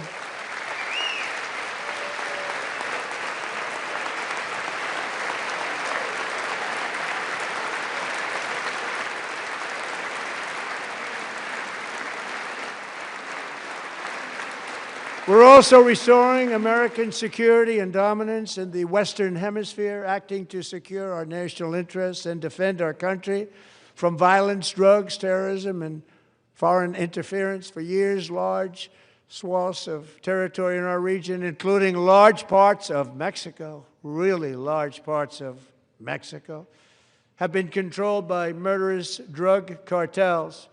That's why I designated these cartels as foreign terrorist organizations, and I declared illicit fentanyl as a weapon of mass destruction.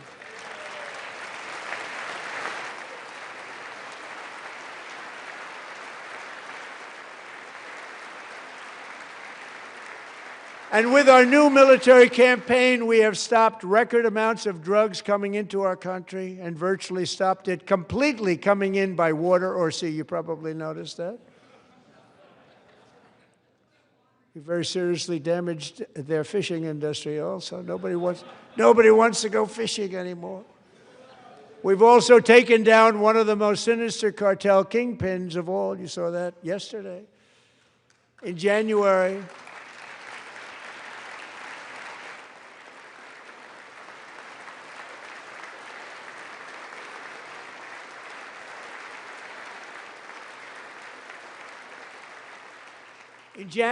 elite American warriors carried out one of the most complex, spectacular feats of military competence and power in world history. No one's seen anything like it. Foreign leaders, I won't tell you who, called me, and they said, very impressive, very good. They couldn't believe, they all watched. They saw what happened. This is a different fighting force that we had years ago when we fought to tie. You know, it's a great fighting force. I'm so proud of it. Look at Space Force. Space Force is my baby, because we did that. My baby is becoming so important.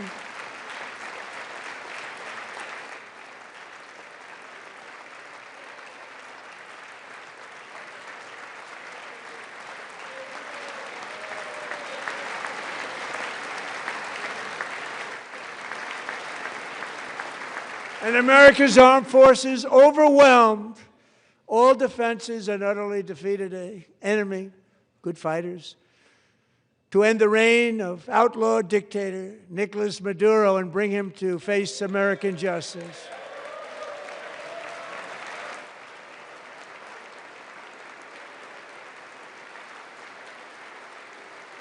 And this was an absolutely colossal victory for the security of the United States, and it also opens up a bright new beginning for the people of Venezuela. We're working closely with the new president of Venezuela, Delcy Rodriguez, to unleash extraordinary economic gains for both of our countries and to bring new hope to those who have suffered so terribly. They really did suffer. With us tonight is Alejandro Gonzalez. She grew up in a tight-knit Venezuelan family and was especially close to her beloved Uncle Enrique, But after Enrique ran for office and opposed Maduro, he was kidnapped by Maduro's security forces and thrown into the regime's really infamous prison in Caracas. Alejandro feared she would never see her uncle again. She feared for her own life also. But since the raid, we have worked with the new leadership, and they have ordered the closure of that vile prison and released hundreds of political prisoners already, with more to come. Alejandro, I'm pleased to inform you that not only has your uncle been released, but he is here tonight. We brought him over to celebrate his freedom with you in person. Enrique, please come down.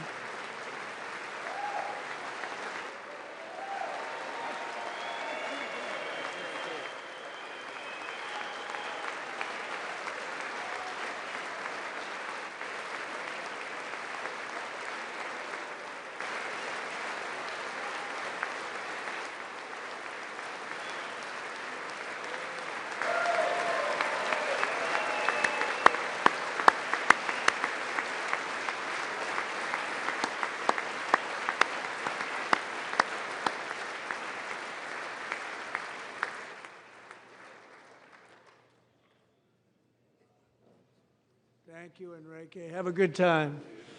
Nice to have you back, Enrique. There were many heroes on that January raid to capture Maduro, really great heroes.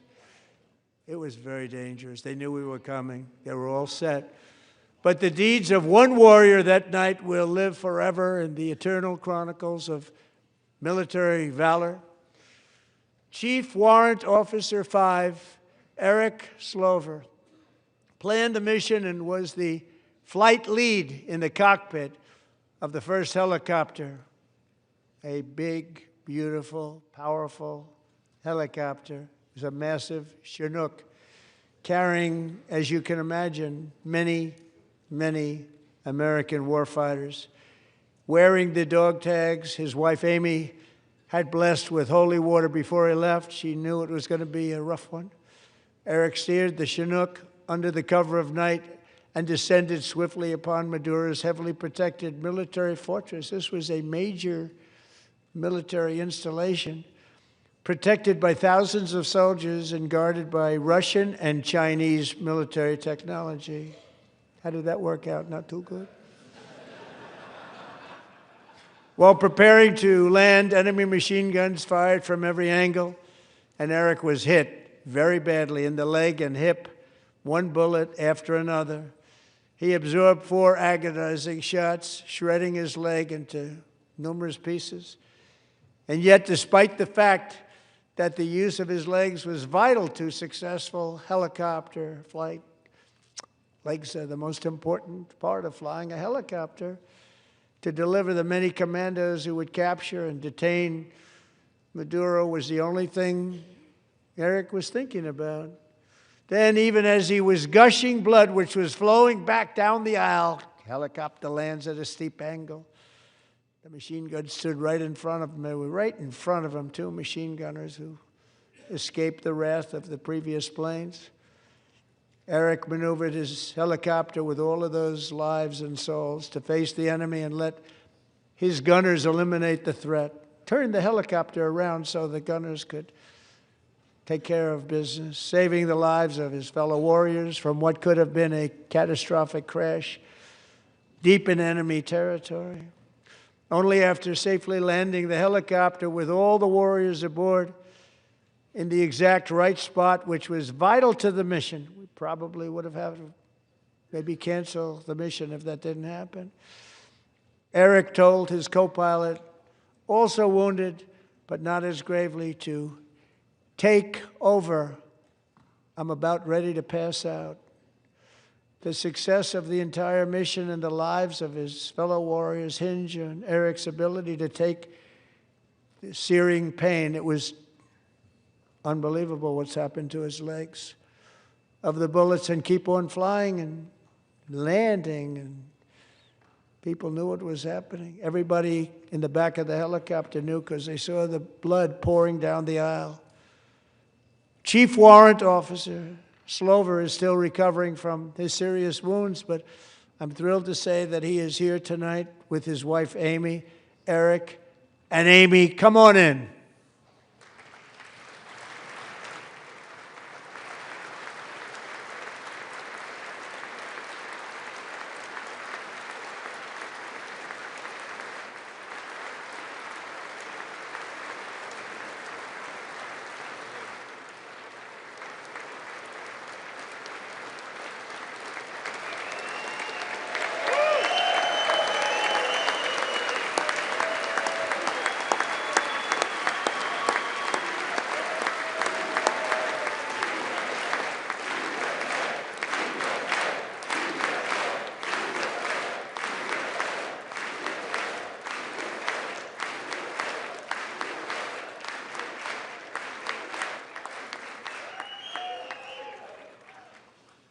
So we have a surprise for Eric and Amy.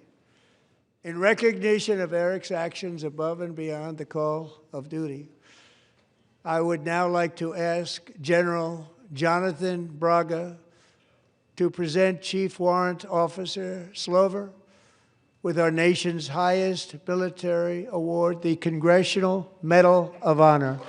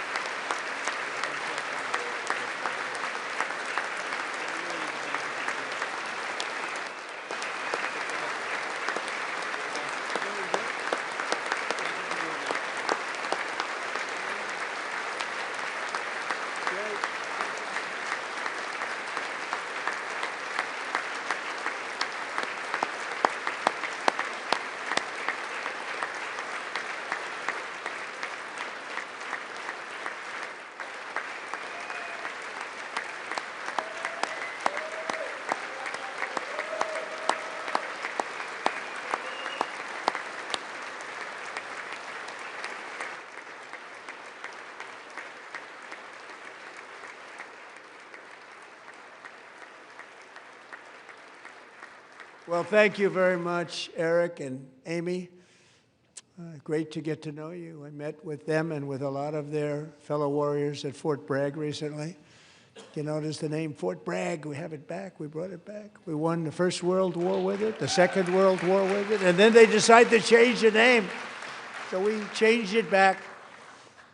Everybody wanted to change back too. And 10 of Eric's fellow warriors from that incredible night of victory will also be receiving medals at a private ceremony that will soon be held at the White House, and Eric will be there. Thank you.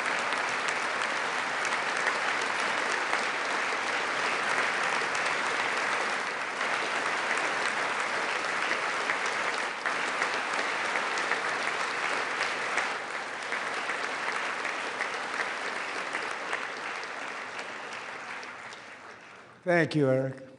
That's a big one. Tonight we've celebrated many truly extraordinary American patriots, but there is one last living legend to honor before we go. He is one more heroic American aviator, Navy fighter pilot. Royce Williams served in World War II, Korea, Vietnam, flying more than 220 missions.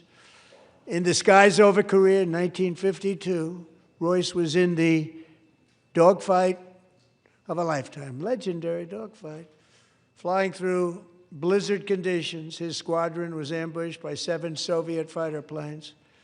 It was his first aerial combat of the war, and despite being massively outnumbered and outgunned, Royce led the takedown of 4 enemy jets and almost destroyed the others, vanquishing his adversaries while taking 263 bullets to his own plane and being seriously hurt. His story was secret for over 50 years. He didn't even want to tell his wife, but the legend grew and grew.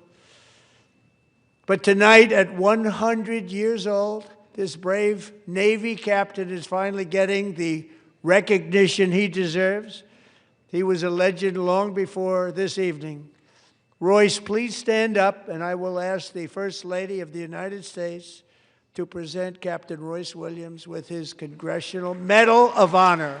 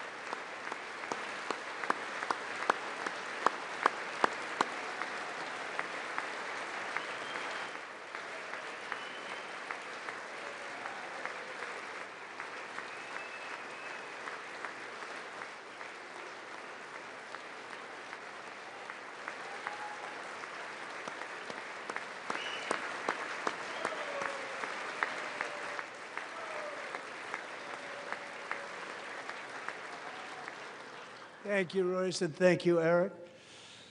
I've always wanted the Congressional Medal of Honor, but I was informed I'm not allowed to give it to myself, and I wouldn't know why I'd be taking it, but if they ever open up that law, I will be there with you someday. But you know, that's our highest honor, Congressional Medal of Honor, and that's a big thing, and it's an honor to be in the same room with you. Thank you both very much, Eric. Thank you.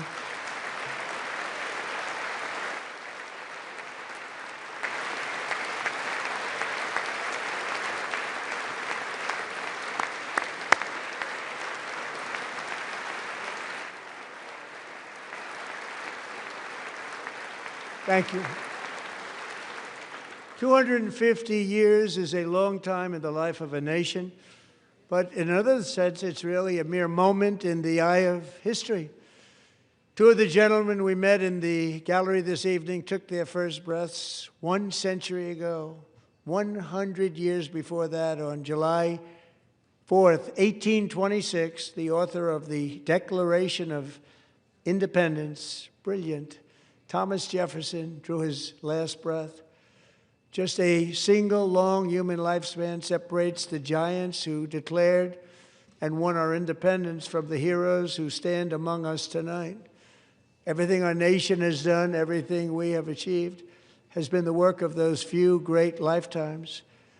In those brief chapters, Americans built this nation from 13 humble colonies into the pinnacle of human civilization and human freedom, the strongest, wealthiest, most powerful, most successful nation in all of history.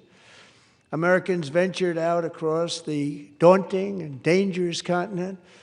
We carved paths through an unforgiving wilderness, settled a boundless frontier, and tamed the beautiful but very, very dangerous Wild West.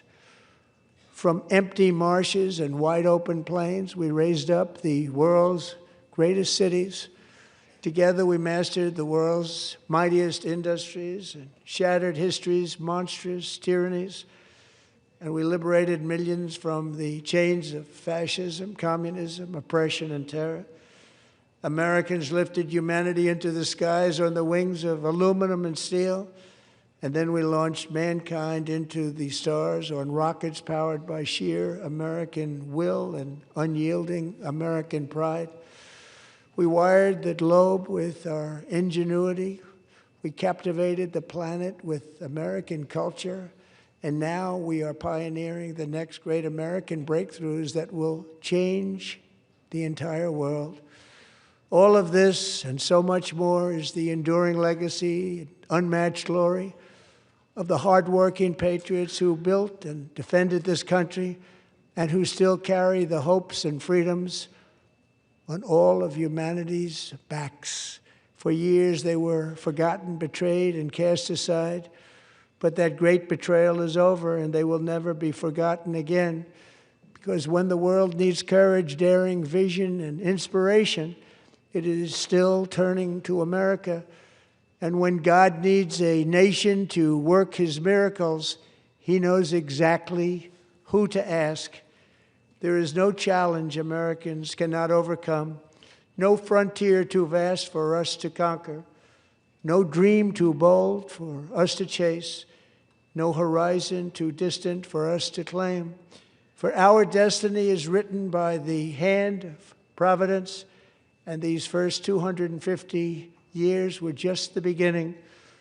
From the rugged border towns of Texas to the heartland villages of Michigan, from the sun-kissed shores of Florida to the endless fields of the Dakotas, and from the historic streets of Philadelphia to right here in our nation's capital, Washington, D.C., the golden age of America is upon us.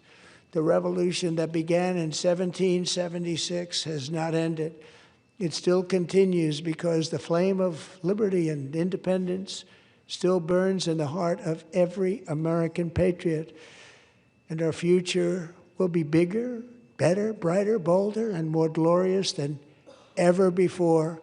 Thank you, God bless you, and God bless America.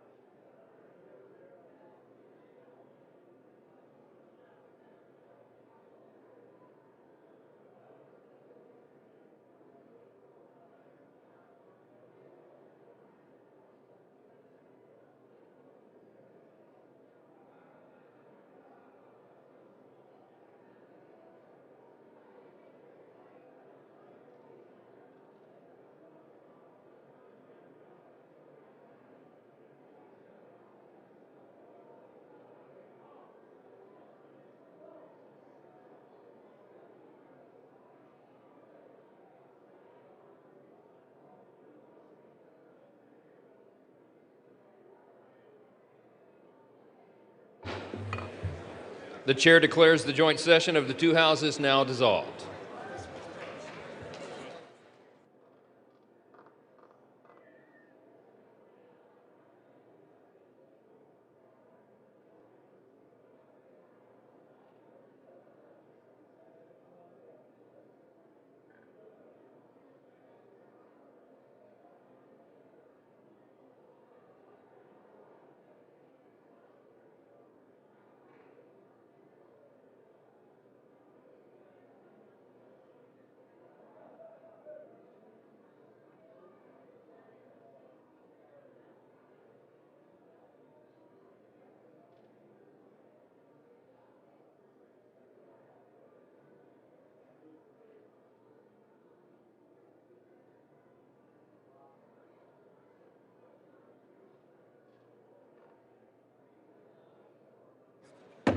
The House will come to order. For what purpose does the gentleman from Louisiana seek recognition? Mr. Speaker, I move that the message of the President be referred to the Committee of the Whole on the State of the Union and be ordered printed. Without objection. Does the gentleman from Louisiana have a motion? Mr. Speaker, I also move that the House stand adjourned. The question is on the motion to adjourn. Those in favor say aye. Those opposed, no. The ayes have it. The motion is agreed to. Accordingly, the House stands adjourned until 9 a.m. tomorrow.